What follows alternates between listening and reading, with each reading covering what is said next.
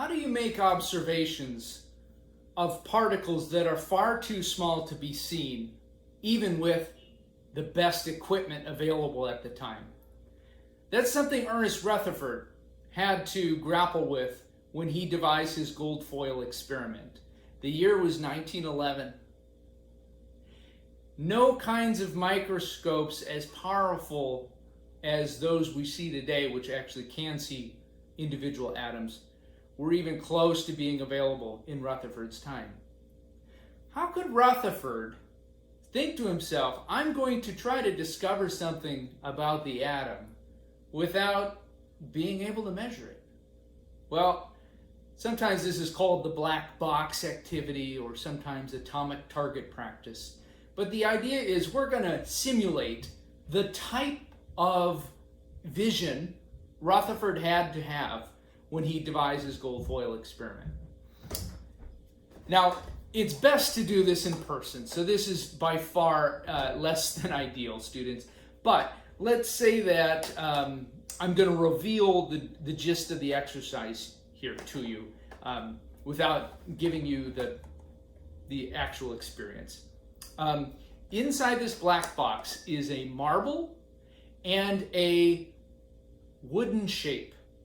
And I'm using my fingers to roll the marble around and bounce it off this shape inside the box. I'm using tactile feedback of the ball touching the box and being able to feel that in my hands to figure out, okay, there must be an edge right here, and an edge right here, and an edge right here to the shape that's inside the box. Now, I'm going to just show you what this looks like. In this box, I have a hexagon. It's affixed to the bottom of the box, and I have a marble that I'm rolling around inside it.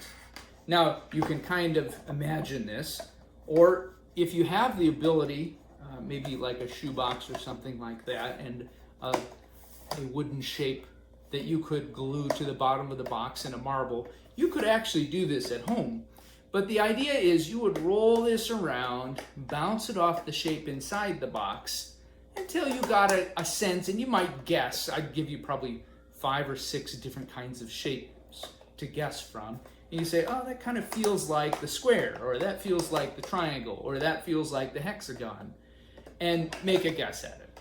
It's indeed a black box, literally.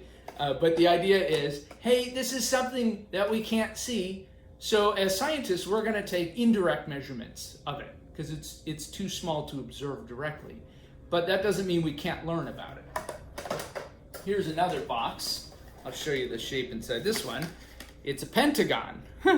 It might be hard to distinguish the hexagon from the pentagon, but you know, the idea is you roll this around, make a guess, and you know, see how whether you were right or close to the shape that's actually there.